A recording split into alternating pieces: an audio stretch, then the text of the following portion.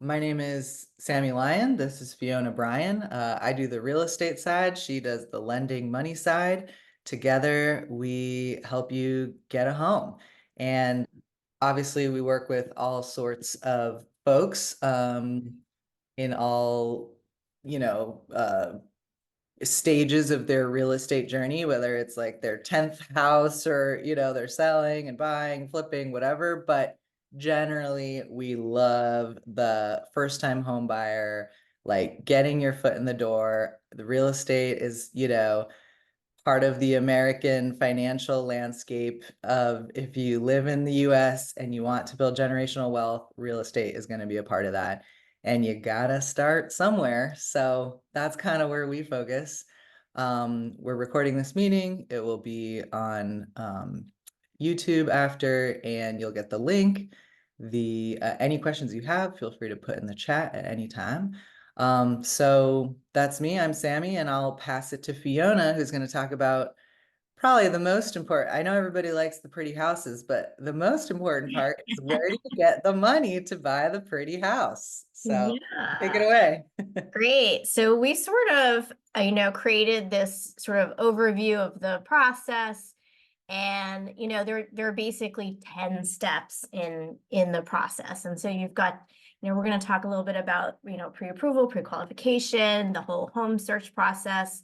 What we go through when we look for once you actually get into a contract, what it looks like for inspection and appraisal, the underwriting process, and then closing, and then finally getting your keys. So it's actually pretty simple and a streamlined process. Sammy and I have done a lot of business together in the last couple of years, and we really have kind of captured the magic in the first time home buyer, because we both love the process, and it really is a process, and there's no shortcuts in that process. So it can seem daunting, I think, but having the right team, your lender and your realtor working together and actually having a lot of communication together. I think we probably communicate more than any other lender or realtor throughout the process, because we really are dependent on one another and our expertise for each of what we do. And so in the process, there is a listing agent and a buyer's agent. And I know you've heard a lot in the media recently about, do you need a buyer's agent? And I'm here to tell you, you need a buyer's agent. You want somebody on your side who represents your interest and not the listing side's interest. It's super duper important. The buyer's agent is never going away. And I'm just here to tell you that I could not do what I do. We could not get to where we get to in our transactions without a buyer's agent like Sammy. So that's not going anywhere. In any case, a lot of times, people will go to a realtor first. And so many times Sammy will talk to someone before I do. But really, Sammy can't do what Sammy does until I can actually take a look at your finances and take a look at, your financial situation, where you're going, what your goals are, and how to make that work financially. So there are a lot of do's and don'ts during the process, and those are all things that we, talk in depth with you about. There is a difference between a pre-qualification and a pre-approval. So if you get on the phone with a lender and they ask you a bunch of questions and then they say, here's what you're approved for, that is not an approval. I actually don't do a pre-qualification. I will only do pre-approvals, because I don't think the qualification really gives you the information that gives me the information that I need to tell you what you're able to do. So a pre-approval actually includes, gathering all of your documents, with your, with your pay stubs and your bank statements and your credit. And those are all things that we discuss. And then we talk about where you're comfortable. And then I hand you over to Sammy, and you guys can start your search. And Sammy, why don't you tell us a little bit about, that handoff, what that looks like? Yeah, and like Fiona said, typically people think real estate buying, they talk to the realtor first. So I am often having sort of that like initial conversation with people about what are you looking for? Why do you want to buy a house? What's, what are your goals? And I guess I personally am not, I know everybody likes the houses, but I'm not actually that interested in the house. I'm more interested in your goals, and I listen for some key things like, where are you trying to live? Sometimes you're making a choice between a single family home or a condo, or you have a very restrictive work schedule and you can't commute very far. Like, I'm trying to think about, okay, where you buy a house going to affect the rest of your life, like where your kids are going to school, whatever, all those types of different pieces. I'm also listening for, how long do you plan to be there? So, I think real estate is fantastic and it's a long-term game. So if you're telling me, like, I've had someone say, hey, I plan to be here for a year, I'm like, honestly, I think you should just rent for a year. Like, you're not going to do well in real estate if you buy a house and then sell it a year later. You're probably going to lose money. I know some people didn't lose money in, 2018 to 2021 when the market was just going up. But that was just sort of lucky. Like, I mean, I'm not in the business of luck here. I'm trying to help you figure out what's going to be your best moves. So, I'm really just getting a sense of, what are you looking for, and how is buying a house sort of just a piece of that entire journey. So that's kind of the like needs assessment. And then I'm, of course, how many bedrooms do you want, and bathrooms, and what's your, situation look like? So then we start talking about, okay, if we have numbers, that's fantastic, because now we can start to look at areas and locations and home sizes within probably the biggest restriction, which is how much money can we spend, right? And then we're going to be taking you out to see houses. I have an amazing showing partner who will meet you at the house, and you can see a house anytime you want. Like, we're basically available. You have the whole team available to you at all times. And then we're, going to see the houses. If you like something, you want to make an offer, we walk you through that process. We send you comparable sales. So, what have other houses sold for in the area with similar square footage? Not like the Zestimate, which just sort of takes an average, but, what do other 2-bedroom, 1-baths in the neighborhood sell for? Not just whatever the neighbor sold for, right? And then we're negotiating, we're going full court press, trying to get your offer accepted. Fiona's calling the listing agent. I am, we're just like trying to, because even though interest rates have been higher than 2 years ago, it's actually still very competitive to get your offer accepted. And so we're sort of like marketing you as the buyer. But I understand what you're looking for. Like, you're not just some random person to me. So I'm out there talking to the listing agent about like why you want this particular home. So, and then just in general, like, yeah, helping you with the inspections, and Fiona will talk a little bit more about like appraisal and inspection, but basically the whole escrow process. And ultimately just like being in your corner, because there's escrows, kind of an intense like 3 to 4 weeks, and you're going to be talking to me all the time, and you're going to be probably pretty stressed, and we're just kind of like making sure that your interests are being protected throughout. Yeah, yeah. And then, once the offer gets accepted, that's when we actually formally apply for the loan with the lender. So, we're gonna update any pay stubs and pull everything in, and submit to the underwriting. And during that piece, as Sammy mentioned, there's appraisals and inspections, and there's two very different, sides of this. And so what I'll tell you is that the appraisal is required by the lender, and we just want to determine, what is that fair market value? And it can cost, I have 350, 550 here, but inflation. We actually are seeing, $600 to $800, for that appraisal. And that is going to be one item that you're actually going to pay for, that is loan related, that is not going to be paid. It's going to be paid outside of escrow, meaning you're paying it at that time. And it's a very tightly regulated process. I cannot talk to the appraiser. It is assigned randomly by a third party appraisal management company. And we try to get it ordered right away so that we can get it in, we can get it looked at. And for very good reason, because, you know, the appraisal really is more for the bank to determine this is what we're investing in, we feel good about it. And then so, you know, Sammy, go ahead and talk about the inspections, because that's really more sort of like on your due diligence side as a buyer.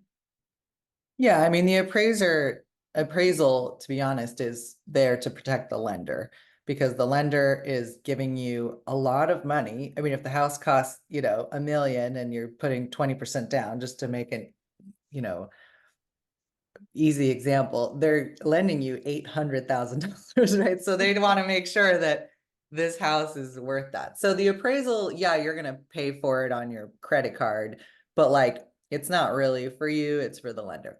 The inspection is for you.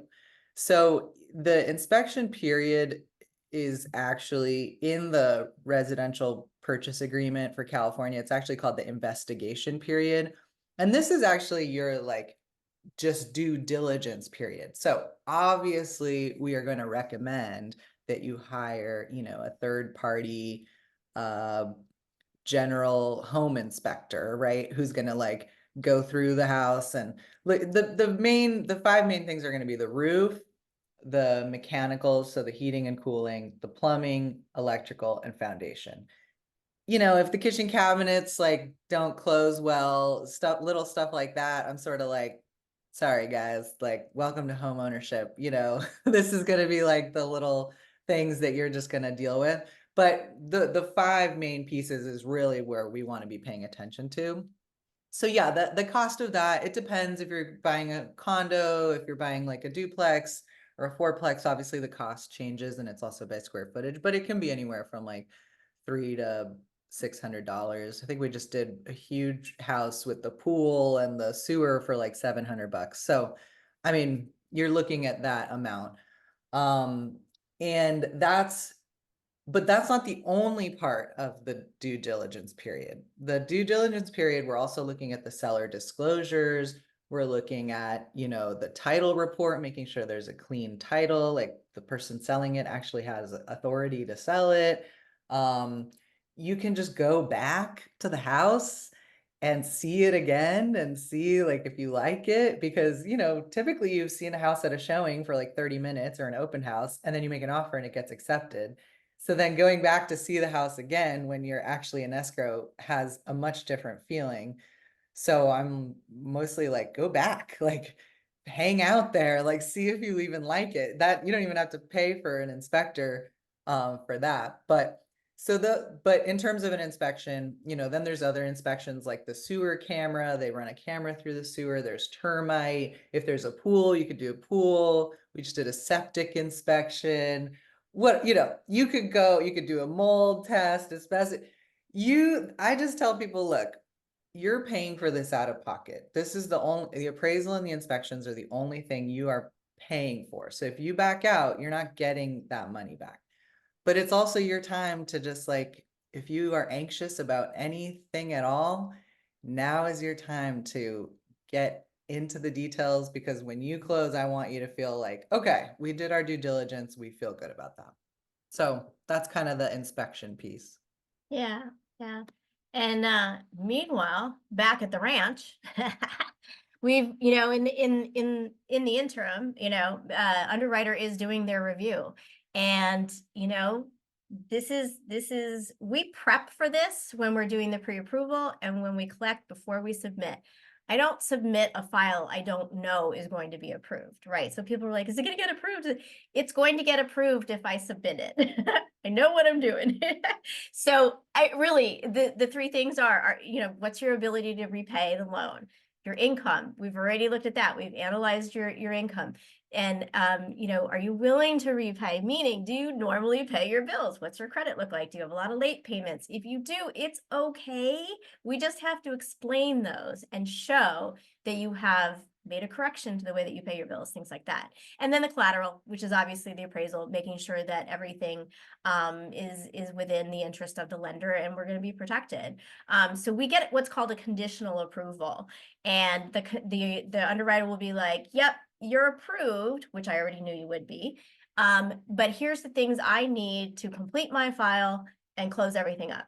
And those are usually things like, you know, an updated pay stub will have come in somewhere in between when we started and when the review has happened.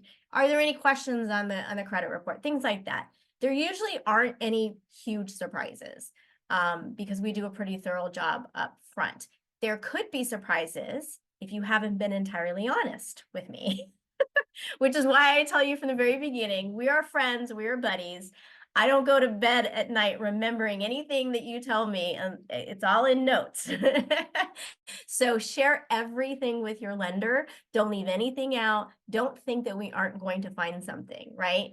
You have a house somewhere that your name is on the title, but you've no connection to. It's so much easier for us to find a way around pulling that into the story upfront than to have an underwriter discover it or have it be discovered by fraud alert tools. So that's just yeah, always be fully upfront. And trust me, there's nothing we haven't seen. So then we get our final approval, which is very exciting. And we will then get in line for docs. And those documents are going to be sort of the final signing. So you'll sign different things with your loan estimate and your closing disclosure throughout the process. You'll sign a lot of things, but until you're signing wet signing documents for the note, it's not done yet, right? So, and a lot of the process is are there mistakes on the application? You know, have we misspelled your name? Is there, you know, those kinds of things come up. But until you get to the final signing table, you know, you're still in the process. So usually you'll go to the title office or the escrow company's office, or more likely, recently, we've really been taking advantage of mobile notary. And that came out of COVID, and it turned out to be very convenient for people to have us show up at your place of residence, wherever you're, or maybe at your work, or maybe you are traveling. You know, no matter where you are on the day that we're signing, we can get those documents signed. And you're definitely going to get your final wire amount when those documents come out, because we'll have balanced with all the parties involved. And once those are signed, and sort of in LA County, we typically have a 3-day process. Although I do now have a lender who will table fund, so we signed and funded on the same day, right before New Year's, which was very exciting. So, but anyway, once that happens, then we get our funding conditions and the lender will fund the loan. And in LA County, once the loan is funded, the next day, we will then have escrow disperse the funds. And then after that happens, confirmation of recording, meaning the title, the deed, are all recorded with the county, and it is now public record. This home is yours officially. And you get your keys. And that's it. Hey. Yeah, I like to say at that point, there's no takebacks. Right. The Yeah. county recorded it, so like you You're better. in it. But by the time we get to that point, I mean, you have like, Yeah. we've asked you, I think of it as like a lot, you want to just keep getting green lights throughout. So there's a bunch of like intersections throughout the process at which we either hit like a red light, and that's easy, we just cancel the contract, or a yellow light and we have to sort of like negotiate and go back and forth. And there's a few days where everyone's like, is this gonna happen? Like, and then the meeting of the minds and everybody, or sometimes we just hit like a bunch of green lights. It's like appraisal, inspection, everything is just like great and everyone's on board. And there's a lot of layers in the process that it's kind of like, to me, I know it's a very stressful process, but all of those layers, it's like, I know what those landmarks are. And I know once we get to here, this is what it means. And I think what's really nice is that we have a good sort of rapport going back and forth between lender and realtor. And if you guys want to turn on your video or not, if you guys want to turn on video and we can have a chat, you can ask questions. We are totally here for you. And You can do video, you can pop yeah, in the chat, but you feel free to ask us anything at all. anything. We're pretty much, that's the process. Obviously, there's more specific things that happen throughout, but ultimately, hello. Yeah, Hi. go for it. Oh, we can't hear you though. Uh-oh. Let's see. I think you're muted. There's a little microphone in the bottom left, and then you can put your headphones. Um, I had the wrong there you mic plugged in. That's why. But no, I was gonna say you guys can finish your spiel and then I'll join in. Oh no, we're go for it. yeah, Okay, we're thank you so much for doing this little workshop. That actually did learn a lot. But I'm coming. Let me fix my. Sorry.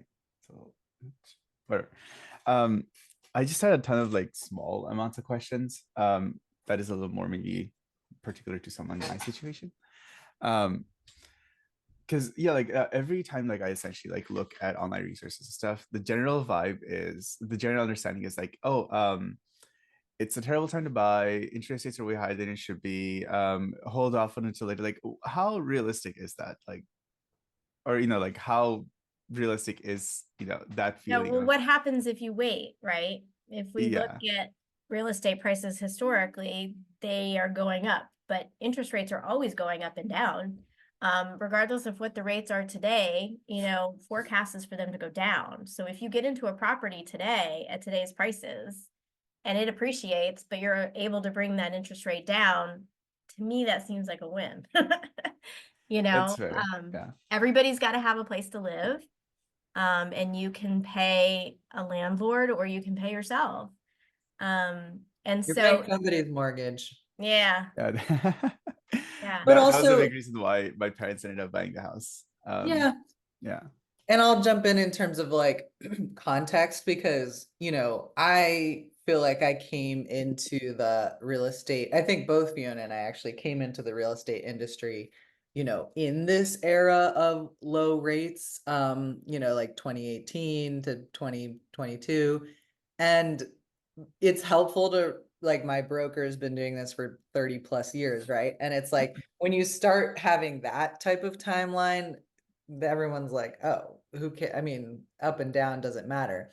Mhm. Also, I will say Fiona, is a lender. So lenders do purchases, like help you buy a house, but they also do refinances. And for example, like most of Fiona's business in 2021 was not new purchases. It was refinances. And those were people who had already bought houses when rates were whatever they were, but higher than they were at their lowest. And then they were like, oh, we bought this house 2 years ago or a year ago. People refinance like 2, 3 times.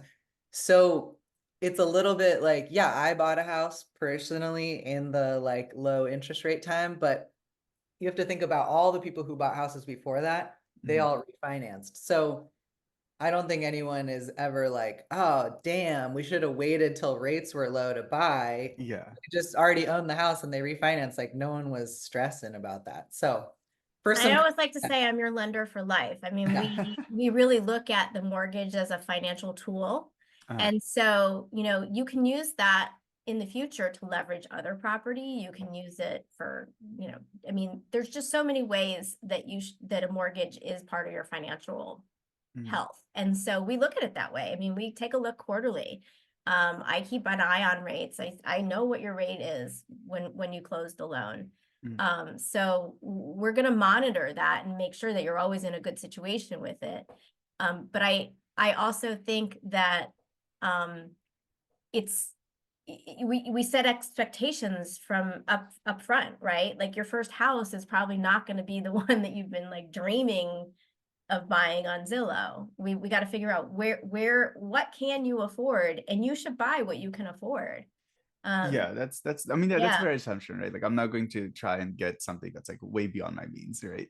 yeah, yeah, Because as for context too, on like the pre-approval process, Mhm, if Fiona does all sorts of like bank statements, self-employed, this, that. But let's say you're just like a W-2 employee, which is mhm, the easiest thing in the world to, approve.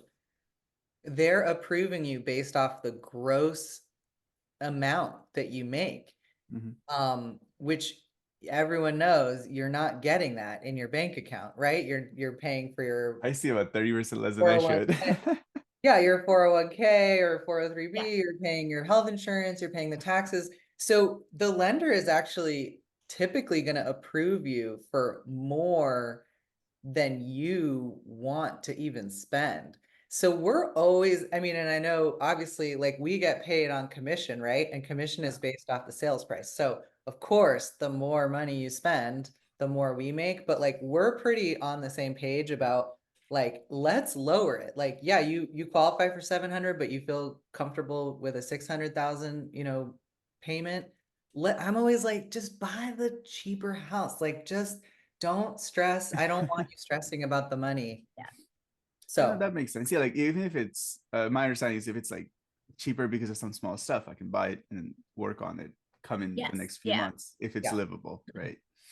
yeah. totally. You guys have another question in the chat if you guys want to look at that, but I'm done with mine. So thank you so Yeah, much. so okay, so Sassy is asking about California Dream for All. Woo, we know this one well. Yeah, so that was a very exciting, sadly poorly executed loan program from Cal HFA. And we've done a lot with Cal HFA. It's one of my near and dear programs. Love it. They did not do a very good job of planning for that loan. We did actually have, I think we had at least one that went through with that program. It was great. I think that they've done a lot of soul searching and it will come back looking very different. And it's for first generation home buyers. It's a lottery.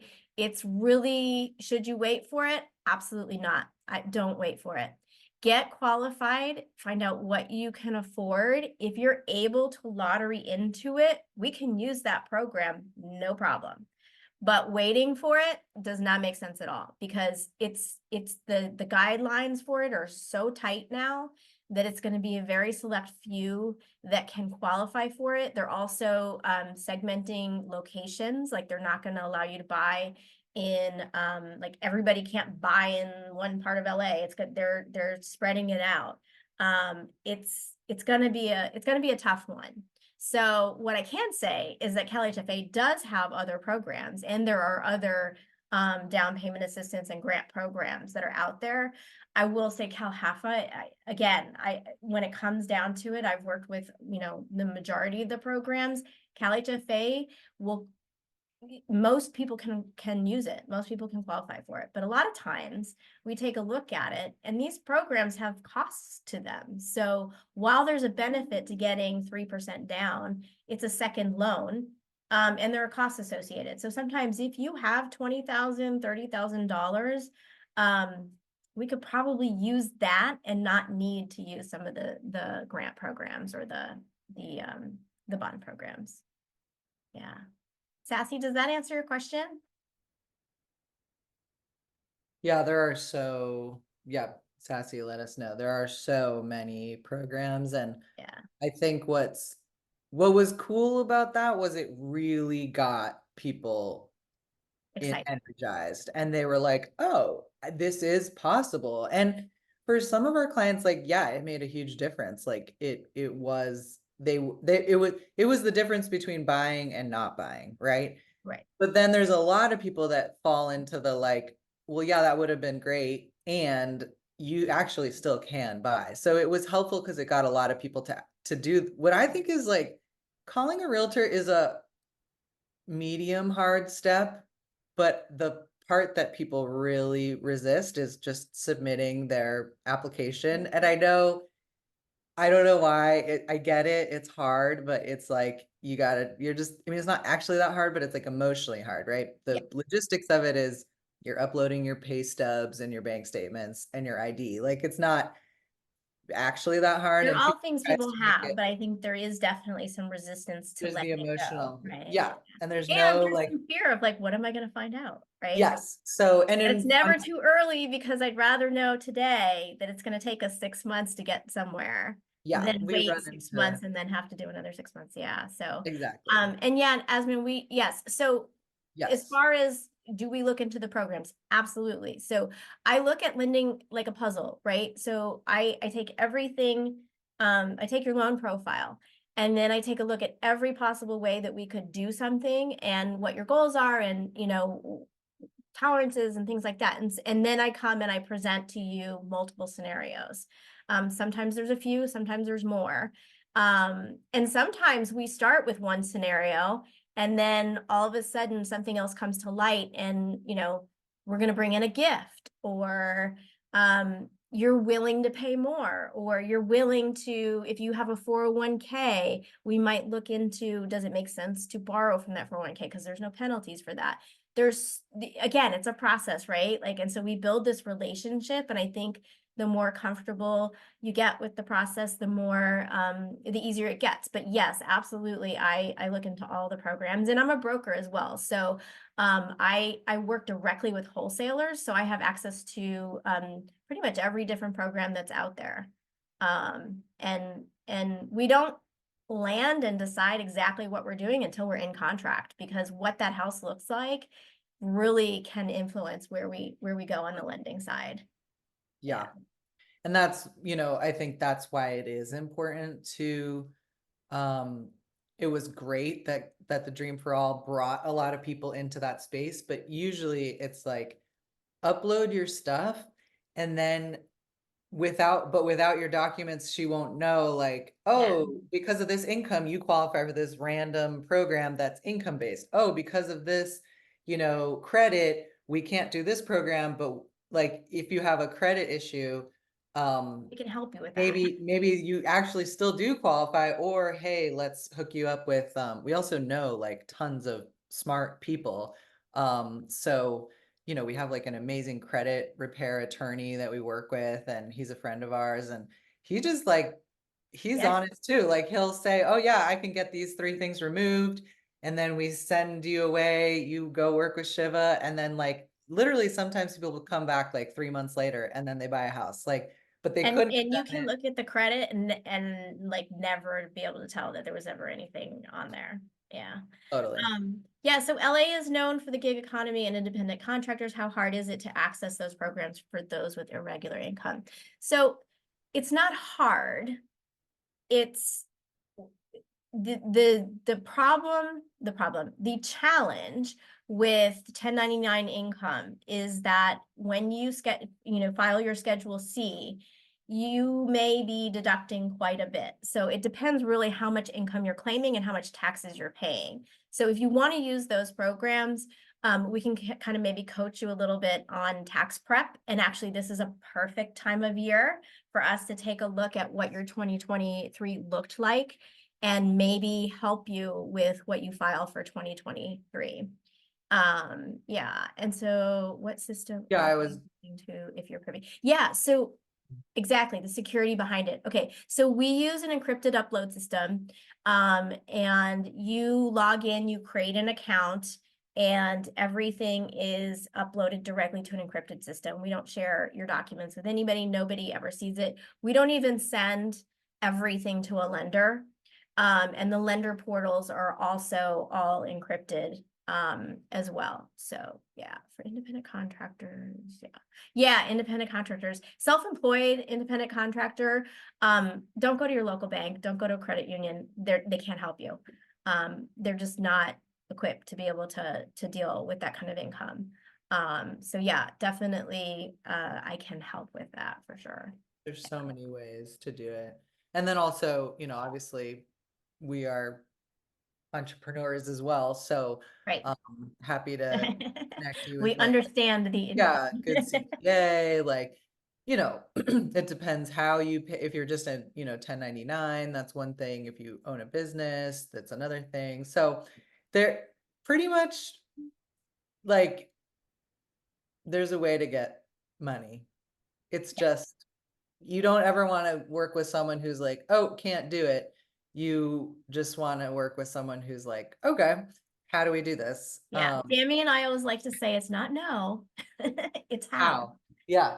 How. No, and then, and Yeah. this is on the money side. Obviously, this is, the main focus of like a first time home buyer workshop is the lending stuff, because that is, but I think obviously I have folks who are like, Sammy, I want to, buy a house where I could like move my mother-in-law into the back, and we want to build an ADU, accessory dwelling unit, which is like a little, unit in the back. Like, okay, cool. I have folks, you can talk to about that. There's grants for development costs for that, which, because it is construction, you have to do plans and permits and stuff. Other people are like, Sammy, I want a multi-unit and my friend's gonna live in one and we're gonna live in the other. Like, I'm like, okay, that's gonna be hard to find. We are in LA with rent control, so most multifamily is occupied. But I'm never like, no, I'm just saying, I'm setting expectations that it might take us a while and we're gonna figure it out. And one of my multifamily, yeah, it took us 9 months to find, a duplex with one vacant unit that we could get. And but so what? Like, I don't care. It took us 2 years to find a house with, the exact requirements to build this ADU that they want, so that doesn't matter, but I think it is good to, the more specific your situation is, obviously it's going to affect the whole scenario, but it's all doable. Yeah, yeah. And I put my email in the chat. If you guys want to just send me a couple of times that you're available, and we can schedule a time to talk. I'll walk through your specific scenario. Yeah. Um, Totally. yeah. And so that's my booking link. It's fairly limited. So if you don't see anything on there, or you don't see anything this week or next week, let me know, because there's no reason to wait 2 weeks if we don't have to. So Cool. And mine's on there as well. But yeah, you can feel free to reach out to us anytime. But if a time on there works, cool. And yeah, I mean, happy to kind of like walk through specific questions anytime. Obviously Fiona's usually the better person to talk to for money things up front. But she's so good at the down payment assistance programs and like just puzzling it all together. So she's never going to just give you like, here's a pre-approval letter with some amount. It's like, how is that helpful? I mean, it's going to, instead it's, here's this scenario. Here's what your monthly payment's going to be. Here's your monthly payment if you do this. Here's, it's like, and it's a little, extra. She's like, sends you a whole spreadsheet. But it's actually awesome because then you can play with it, you can talk to her. And yeah, so I think that it's not going to be your typical like, oh, I just went online and I got a pre-approval. But we know, but that pre-approval might not make it to closing. And like, I don't really care about you being pre-approved. I care about you having the right financial picture so that if you find the place you like, you can actually buy it. Like, we don't want you to find a place you love and then be like, oops, we didn't do your lending right. Sorry, you can't have this house, yeah. Or you just basically, I think the thing I see a lot is that people get they're like, I'm approved for this, but they don't fully understand what that is. They're approved because, again, 99% of the time they're approved for so much more than what they're actually comfortable with. The lending tolerances are pretty high. So yeah. Well, thank you all so much. You will be getting the link to this, and we are pretty much available anytime you want to call us. We are happy to talk about real estate and lending. We're kind of obsessed, but in a good way. And what else? Yeah, basically you have the link to book below. And if you have any more questions, if you wanted to just talk through some scenarios, there's no pressure at all. And then we'll go from there and we'll see what's next for you and what's possible 2024. Awesome. Thank you all. Bye, Appreciate guys. it. Thanks to everyone. Have a great weekend.